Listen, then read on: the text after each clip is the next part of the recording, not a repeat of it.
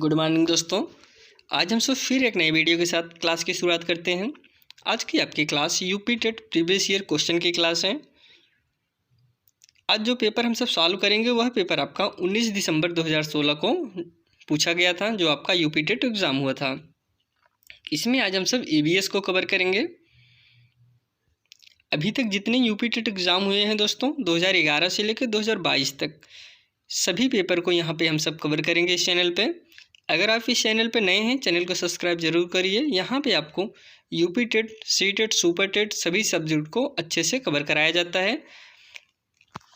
और अगर आपको इसकी पीडीएफ चाहिए तो आप टेलीग्राम चैनल को ज्वाइन करके पीडीएफ को प्राप्त कर सकते हैं, जो कि आपको लिंक डिस्क्रिप्शन बॉक्स में या फिर कमेंट बॉक्स में मिल जाएगा।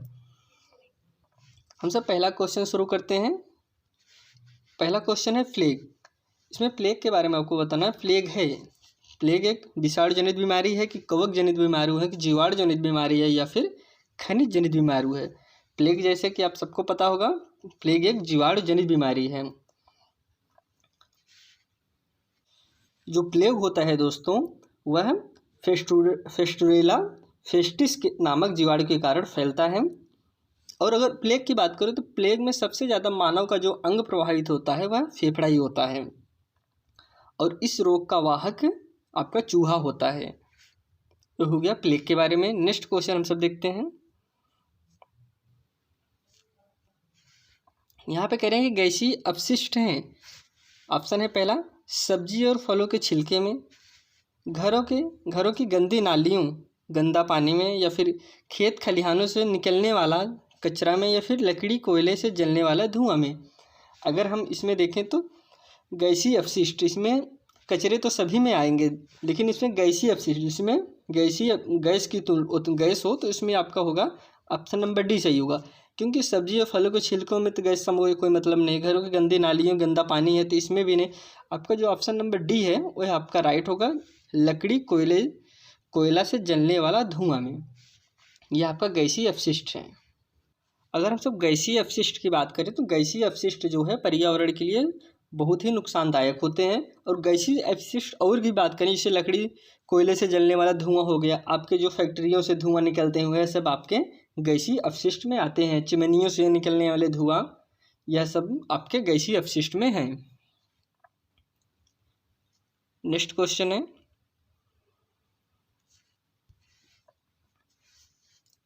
निम्नलिखित में से कौन से पौधे दूर दूर प्रसारित होंगे। ऑप्शन है पहला, बीजाणु द्वारा प्रकीर्णित पौधे, या फिर बीज द्वारा प्रकीर्णित पौधे, या फल द्वारा प्रकीर्णित पौधे, या फिर कायिक जनन द्वारा वितरित। इसमें आपका राइट आंसर होगा, यहाँ पे दूर दूर प्रसारित पौधे हो रहे हैं फल द्वारा प्रकीर्णित पौधे, क्योंकि जो फल द्वारा प्रकीर्णित पौधे होंगे वही दूर दूर प्रसारित होंगे। अगला क्वेश्चन है, कह रहे हैं कि जब एक जीव लाभ लेता है बगैर दूसरे सहवासी जीव को प्रभावित किए हुए तो कहलाता है। तो ऑप्शन आपके पास परजीवी कहलाएगा, सहभोजी कहलाएगा, मृतोपजीवी कहलाएगा, या फिर सहजीवी कहलाएगा। यहाँ पे कहने का तात्पर्य है दोस्तों कि जब एक जीव लाभ लेगा लेकिन दूसरे जीव को नुकसान नहीं होगा, उसको नुकसान नहीं हो रहा है, दूसरे सहजीवी को प्रभावित किए, यहाँ पे बगैर दूसरे जीव को प्रभावित किए हुए उससे वह लाभ ले रहा है, तो क्या कहलाएगा। इसमें आपका राइट आंसर होगा, इसे ऐसे जीव को हम सहभोजी कहते हैं, जो कि एक दूसरे से तो लाभ लेते हैं लेकिन दूसरे को नुकसान नहीं पहुँचाते हैं। नेक्स्ट क्वेश्चन है दोस्तों, इसमें कह रहे हैं जब मोर सांप को खाता है, सांप कीड़े को खाता है और कीड़े हरे पौधे को खाते हैं, तो मोर का पोषण तल क्या है। इसमें एक श्रृंखला बन रही है। श्रृंखला को अगर हम सब देखें तो इसमें आपका राइट आंसर होगा खाद्य पिरामिड शीर्ष पर। क्योंकि अगर हम इसमें सबसे पहले आएगा आपके हरे पौधे आएंगे, यहाँ पे कह रहे हैं कि मोर का पूछ रहे हैं, तो सबसे पहले आपके हरे पौधे रहेंगे, फिर कीड़ा आएगा, फिर सांप रहेगा, फिर मोर रहेगा। आपका मोर जो है वह शीर्ष पे आ रहा है, इसलिए इसमें आपका खाद्य पिरामिड के शीर्ष पर। नेक्स्ट क्वेश्चन है,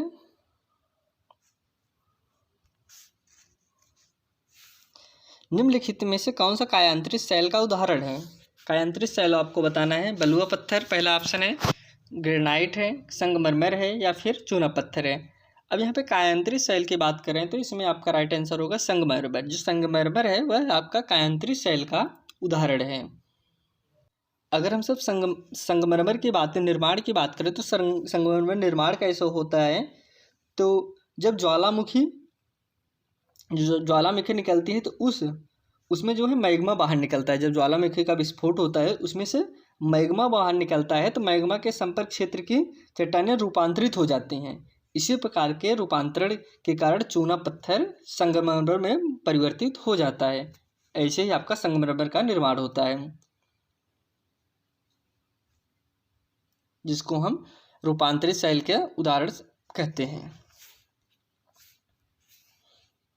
नेक्स्ट क्वेश्चन है, निम्नलिखित में से कौन सा लवण सर्वाधिक पाया जाता है?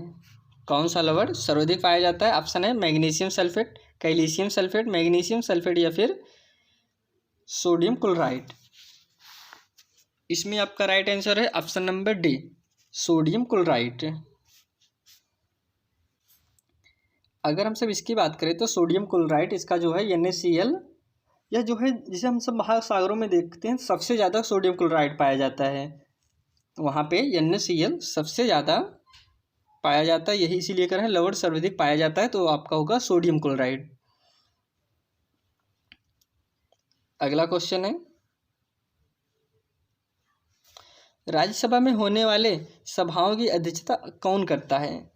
जो राज्यसभा में जो सभाएं होती हैं उनकी अध्यक्षता कौन करता है उसको आपको बताना है। उपराष्ट्रपति करेगा या फिर राष्ट्रपति करेगा या फिर आपका प्रधानमंत्री करेंगे या फिर भारत के मुख्य न्यायाधीश करेंगे।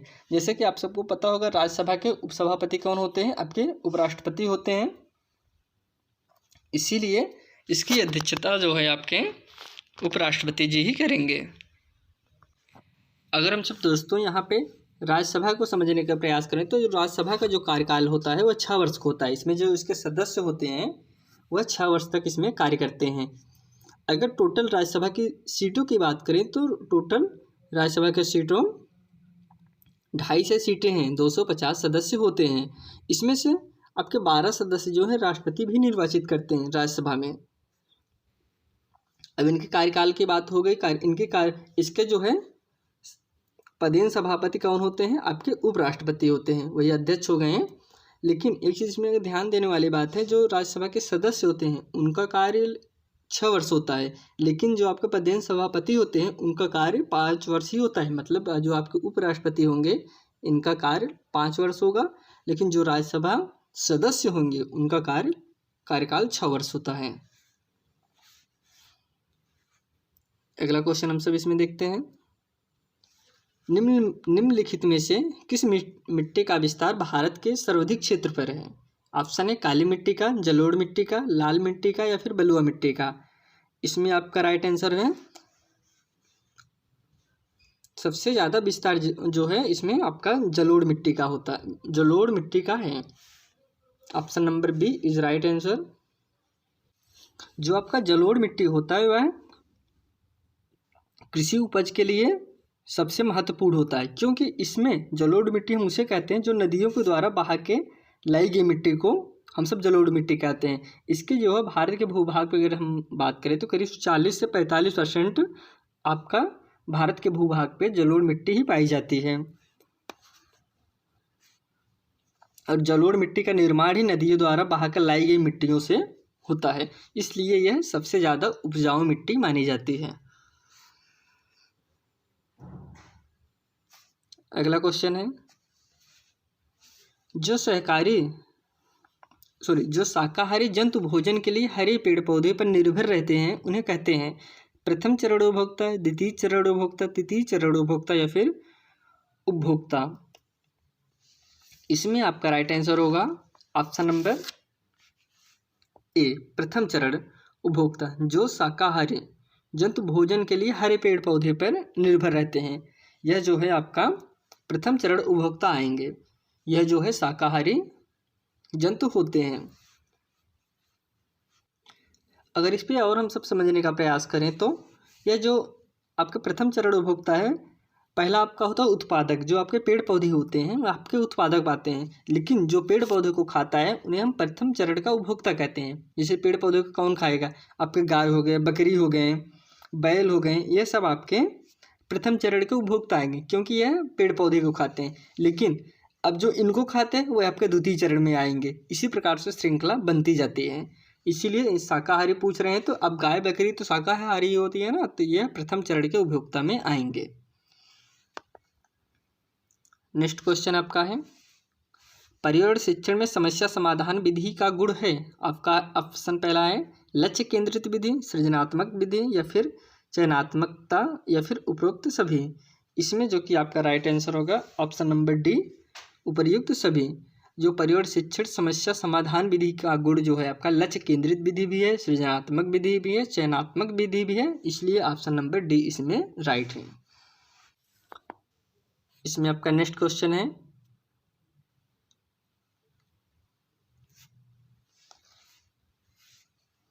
प्रक्षेपण विधि की सीमाएं हैं।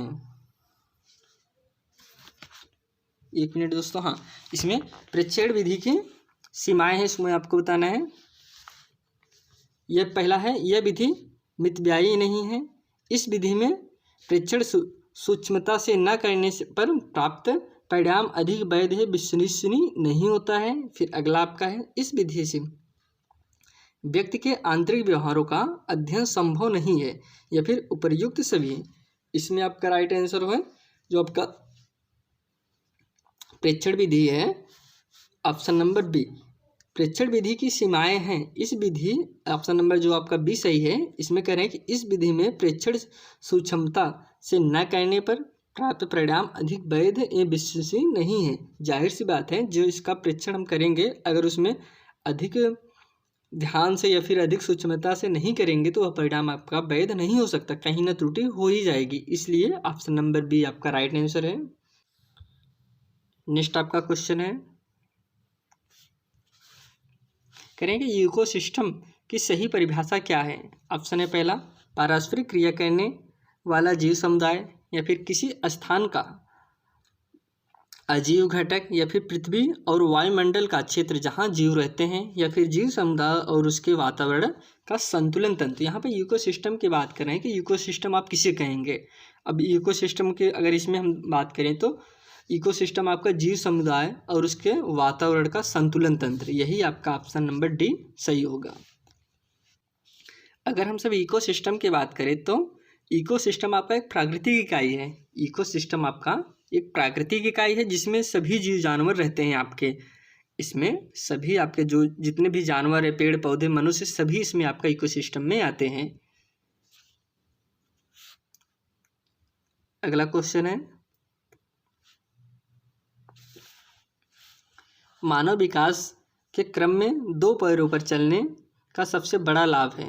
कह रहे हैं मानव विकास के क्रम में दो पैरों पर चलने का सबसे बड़ा लाभ है। क्या लाभ है उसको आपको बताना है।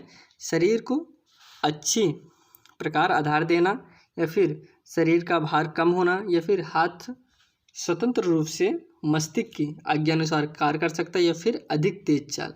इसमें आपका राइट आंसर होगा ऑप्शन नंबर, जो कि मानव विकास के क्रम में दो पैरों पर चलने का सबसे बड़ा लाभ आपका ऑप्शन नंबर सी है। हाथ स्वतंत्र रूप से मस्तिष्क की आज्ञा अनुसार कार्य कर सकता है। अभी आप दो पैर से चल रहे हैं तो आपका हाथ एकदम फ्री है, आप जहाँ भी आप दिमाग लगाएंगे तुरंत आपका हाथ वहाँ पे पहुँच जाएगा, कार्य करने लगेगा। अगर कहीं ऐसा हो आप हाथ और पैर से दोनों चलें तो आपका हाथ उतना जल्दी काम कर पाएगा, नहीं कर पाएगा। इसीलिए हाथ स्वतंत्र रूप से मस्तिष्क की आज्ञा अनुसार कार्य कर सकते हैं। Option number C is right answer. Next question है, भूकंप की तीव्रता नापने के यंत्र को क्या कहते हैं। ऑप्शन है फिजियोग्राफ कहते हैं, सिस्मोग्राफ कहते हैं कि, या फिर कार्डियोग्राफ कहते हैं, या फिर बैरोग्राफ कहते हैं। भूकंप की तीव्रता नापने के यंत्र को हम सब दोस्तों सिस्मोग्राफ कहते हैं। ये बहुत सारे एग्जामों में पूछा गया है, इसको आप ध्यान दीजिएगा। Option number B is right answer. जो आपका सिस्मोग्राफ होता है दोस्तों, सिस्मोग्राफ इसमें जो है एक रिएक्टर पैमाने का प्रयोग किया जाता है सिस्मोग्राफ में। इसमें जो है 0 से लेके 9 तक, 0 से लेके 9 तक अंकों के चिन्ह बने रहते हैं।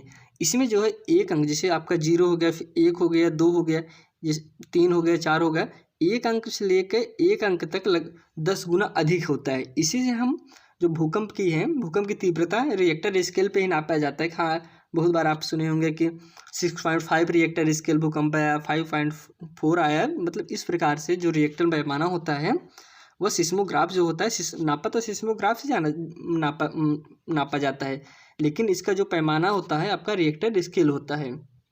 इस पर जो है 0 से लेकर 9 तक अंक चिन्हित होते हैं।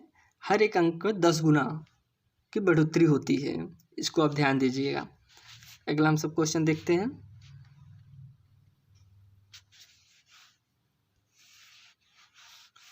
सूर्य से निकटतम ग्रह कौन सा है? इसमें आपको बताना है मंगल है कि बृहस्पति है कि शुक्र है कि बुध है। अगर सूर्य से निकटता का ही हम सब बात करें तो इसमें आपका बुध है, जो सूर्य से सबसे ज़्यादा पास में ग्रह है आपका बुध है। अगर हम सभी ग्रहों के क्रम की बात करें तो सूर्य के सबसे पास में आपका बुध है, फिर शुक्र है, पृथ्वी है, मंगल है, बृहस्पति है, शनि है, अरुण है, वरुण है। और अब इससे एक निष्कर्ष निकलता है, सूर्य के सबसे पास में कौन सा ग्रह है? आपका बुध है। लेकिन सबसे दूरी की बात करें, सबसे दूरी की अगर हम सब बात करें तो इसमें आपका वरुण ग्रह होता है। एक चीज़ और अब हम देखेंगे दोस्तों, जो आपका बुध ग्रह है वह सबसे छोटा ग्रह भी है। बुध आपका सबसे छोटा ग्रह भी है। चलिए हम सब नेक्स्ट क्वेश्चन देखते हैं। कह रहे हैं कि गिर राष्ट्रीय पार्क किस राज्य में स्थित है? आपका जो गिर राष्ट्रीय पार्क है उसको आपको बताना है, राजस्थान में है, गुजरात में है कि मध्य प्रदेश में है कि महाराष्ट्र में है। आपका इसमें राइट आंसर होगा option number B is right answer. जो आपका गिर राष्ट्रीय पार्क है वह आपका गुजरात में स्थित है। अब गिर राष्ट्रीय पार्क जाना किस लिए जाता है इसको भी हम समझ लेते हैं। यहाँ पे जो है गिर राष्ट्रीय उद्यान जो आपका है वह शेरों के लिए संरक्षण के लिए प्रसिद्ध है। किसके लिए? शेरों के संरक्षण के लिए। जो गिर राष्ट्रीय उद्यान है और गुजरात राज्य के काठियावाड़ की अगर ज़िले की बात करें तो काठियावाड़ ज़िले में स्थित है। इसकी स्थापना 1965 में हुआ था। इस पार्क की स्थापना 1965 में हुई थी। नेक्स्ट क्वेश्चन है, निरीक्षण विधि की विशेषता नहीं है, आपको बताना है। यह एक मनोवैज्ञानिक विधि है, फिर नहीं पूछा, इसको आप ध्यान दीजिएगा। यह प्रत्यक्ष अनुभव पर आधारित है। यह एक बाल केंद्रित विधि है जिसमें शिक्षक एक प्रशासक के रूप में होता है। या फिर अगला है, यह विधि विभिन्न सर्वेक्षण द्वारा अपनाई जाती है। इसमें निरीक्षण की बात कर रहे हैं तो इसमें आपका राइट आंसर होगा ऑप्शन नंबर सी। कह रहे हैं कि यह एक बाल केंद्रित विधि है। निरीक्षण विधि जो विशेषता नहीं पूछा है, ये सारी विशेषताएं निरीक्षण विधि की है कि यह एक मनोवैज्ञानिक विधि है, ये सारी विशेषताएं आती हैं। लेकिन यहाँ पे आप देखिए शिक्षक एक प्रशासक के रूप में, मतलब शिक्षक इसमें एक राजा का रोल दे रहा है कि हाँ शिक्षक जो भी है सब मेन शिक्षक ही है, लेकिन ऐसा नहीं है। यह बाल केंद्रित तो है, यह विधि आपका बाल केंद्रित है, ये आप सही है, लेकिन जो इसमें शिक्षक एक प्रशासक के रूप में मतलब शासन करने वाला, तो वह गलत हो गया। इसीलिए नहीं, इसमें यह नहीं है तो नहीं के साथ नहीं चले जाएगा। Option number C is right answer. यह बाल केंद्रित विधि है जिसमें शिक्षक एक प्रशासक के रूप में होता है। नेक्स्ट क्वेश्चन है, निम्नलिखित वाहनीय ईंधनों में से किसको आजकल पर्यावरण स्नेही माना जाता है? ऑप्शन है डीजल को, पेट्रोल को, द्रवित पेट्रोलियम को, गैस को, या फिर संपीड़ित प्राकृतिक गैस को। इसमें आपका राइट आंसर हो ऑप्शन नंबर डी, संपीड़ित प्राकृतिक गैस को। इसको हम जो है पर्यावरण स्नेही मानते हैं, संपीड़ित प्राकृतिक गैस को। और ऐसा नहीं है कि इससे पर्यावरण प्रदूषण नहीं होता है, इससे होता है, लेकिन और की अपेक्षा इससे कम होता है। संपीड़ित प्राकृतिक गैस का अगर हम सब बात करें तो इसे सीएनजी आप समझ लीजिए। सीएनजी, इसको हम सीएनजी कहते हैं। यह पर्यावरण को नुकसान तो करता है, लेकिन आपका पेट्रोल, कोयला, इस सब की अपेक्षा यह बहुत कम नुकसान करता है, जो आपका संपीड़ित प्राकृतिक गैस या फिर सीएनजी गैस है। अगला क्वेश्चन है, किसी परितंत्र में तत्वों का चक्रण कहलाता है? ऑप्शन है पहला जैव भू रासायनिक चक्र, भूवैज्ञानिक चक्र, रासायनिक चक्र या फिर इनमें से कोई नहीं। इसमें आपका राइट आंसर है दोस्तों ऑप्शन नंबर ए, जैव भू रासायनिक चक्र।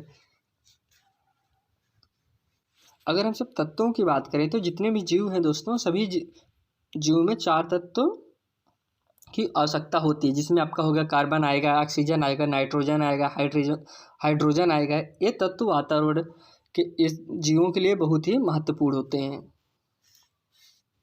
यही पूछा चक्र कहलाता है, तो वह आपका जैव भू रासायनिक चक्र कहलाता है। नेक्स्ट क्वेश्चन है, इसमें आपका चिपको आंदोलन से पूछ रहे हैं। चिपको आंदोलन कि आपके प्रेरणा हैं कौन है, इसको आपको बताना है। हेमवती नंदन बहुगुणा है, सुंदरलाल बहुगुणा है, कि मदर टेरेसा है या फिर महात्मा गांधी है। इसमें आपका राइट आंसर होगा option number B is right answer, Sunderlal Bahuguna. Chipko Andolan के जो प्रेरणा हैं वो आपके सुंदरलाल बहुगुणा हैं। यह आंदोलन जो दोस्तों की वृक्ष को काटने के विरोध में हुआ था, और इस आंदोलन की शुरुआत 1973 में, और कहाँ से हुआ था इसका आरंभ? उत्तराखंड राज्य से आरंभ हुआ था। अब इसका सन दोस्तों आप याद रखिएगा 1973 में, राज्य उत्तराखंड। और इसका चिपको नाम इसीलिए पड़ा, जिस पेड़ को काटने जाते थे वही पेड़ को चिपक जाते थे। वहाँ को जो आंदोलनकारी थे वह जो पेड़ को काटने जाते थे वही पेड़ को चिपक जाते थे, ताकि वह पेड़ की रक्षा कर सके, पेड़ को ना काटे। नेक्स्ट क्वेश्चन है, इंसुलिन की बात कर रहे हैं कि इंसुलिन की रासायनिक प्रकृति है। ऑप्शन पहला है विटामिन है, प्रोटीन है, वसा है या फिर कार्बोहाइड्रेट है। इसमें आपका राइट आंसर होगा ऑप्शन नंबर बी, इंसुलिन की जो रासायनिक प्रकृति है दोस्तों वह आपका प्रोटीन है। अब दोस्तों अगर हम सब इंसुलिन की बात करो तो इंसुलिन ही वह प्रोटीन है जिसका आधुनिक वैज्ञानिक प्रयोगशाला में संश्लेषण करने में सफल हुए हैं। मानव इंसुलिन का सन 1965 में सान ने संश्लेषण किया था।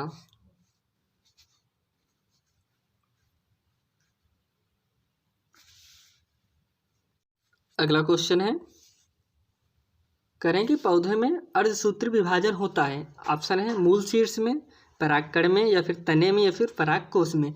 यहाँ पे अर्धसूत्री विभाजन की बात करें तो इसमें आपका राइट आंसर होगा ऑप्शन नंबर डी, परागकोश में। जो पौधे में अर्धसूत्री विभाजन होता है वह आपका परागकोश में होता है।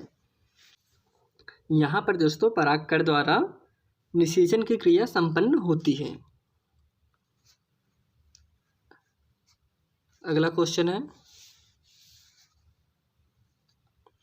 ज्वार नियंत्रण में आमतौर पर सबसे अधिक प्रयोग की जाने वाली औषधि है। ऑप्शन है पहला ब्रूफेन, बी कम्प्लेक्स, पैरासीटामॉल या फिर ली-52। इसमें जो कि बुखार में सबसे ज़्यादा प्रयोग की जाने वाली औषधि का नाम दोस्तों सबको ये पता होगा, पैरासीटामॉल। बुखार में सबसे ज़्यादा प्रयोग इसी का किया जाता है।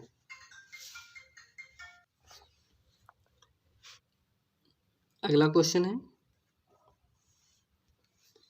जैविक समुदाय में प्राथमिक उपभोक्ता है। ऑप्शन है पहला, इसमें प्राथमिक उपभोक्ता की बात कर रहे हैं, मांसाहारी होता है, सर्वाहारी होता है कि शाकाहारी होता है या फिर डेट्रीवोर होता है। इसमें जैसे कि हमने शुरू में ही बताया कि जो प्राथमिक उपभोक्ता है दोस्तों वो आपका शाकाहारी होता है, क्योंकि सबसे पहले आपका आएगा उत्पादक, जो उत्पादक करेगा, फिर उत्पादक को खाने वाला। उत्पादक जैसे आपका होगा पेड़ पौधे, यह सब आपका उत्पादक में आता है। तो इसको खाने वाले कौन होंगे? जो आपके जैसे गाय, बकरी, भैंस, ये सब आपके प्रथम उपभोक्ता हैं। तो प्रथम उपभोक्ता पूछ रहा है तो प्रथम उपभोक्ता हर समय आपके शाकाहारी ही होते हैं।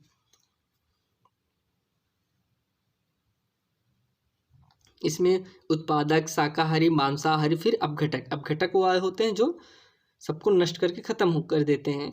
और मांसाहारी और शाकाहारी आपको भी पता होगा, मांसाहारी हर समय द्वितीय उपभोक्ता में आता है और प्रथम उपभोक्ता में आपका शाकाहारी आता है।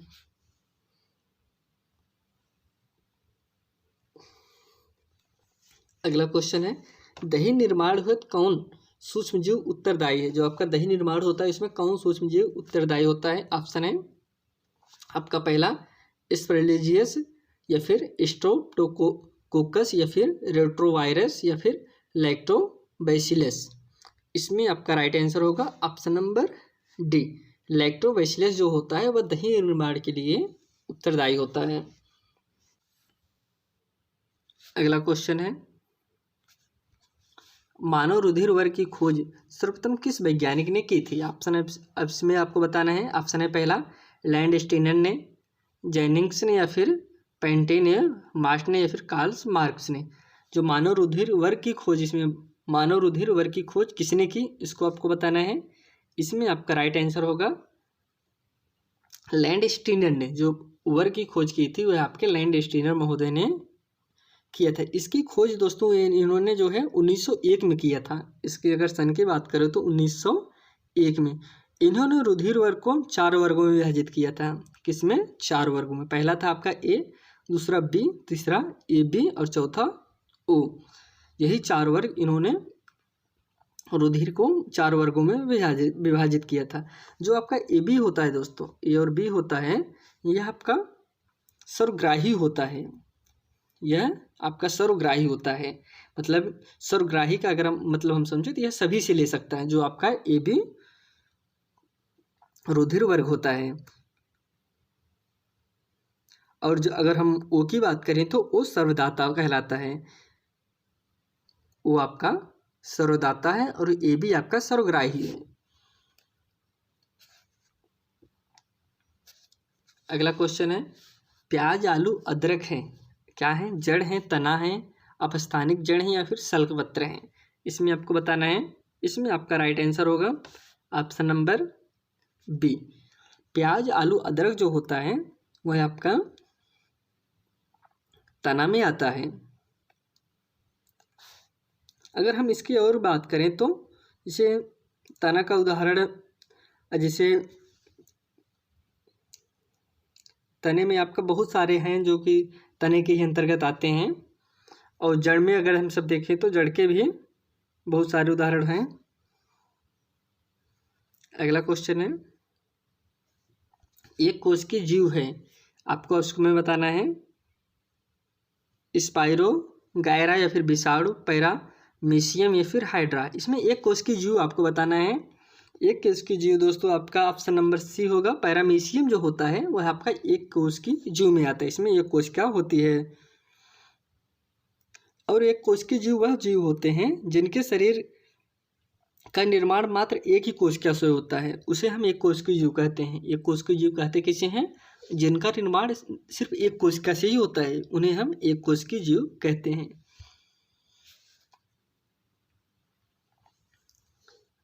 नेक्स्ट क्वेश्चन है, करें कि निम्न में से कौन सा पादक उत्पाद साबुन का विस्थापन है? ऑप्शन है रुद्राक्ष, रीठा, तेंदु, या फिर उपरोक्त सभी। इसमें आपका ऑप्शन नंबर बी सही होगा, रीठा। रीठा पाद का उत्पाद होता है जो साबुन का विस्थापन है। रीठा का प्रयोग बालों को संरक्षण के लिए किया जाता है। जो बाल झड़ते रहते हैं इसको बचाने के लिए रीठा का प्रयोग किया जाता है। अब ये दोस्तों आपका आंसर की था। अगर आपको इसकी पीडीएफ चाहिए तो आप टेलीग्राम पे ज्वाइन होकर पीडीएफ को आप डाउनलोड कर सकते हैं। उसके लिए आपको टेलीग्राम का लिंक डिस्क्रिप्शन बॉक्स में या फिर कमेंट बॉक्स में मिल जाएगा। अब इसी के साथ यह सेशन हम यहीं समाप्त करते हैं। आपसे फिर कल मिलते हैं एक नई वीडियो में। तब तक के लिए धन्यवाद।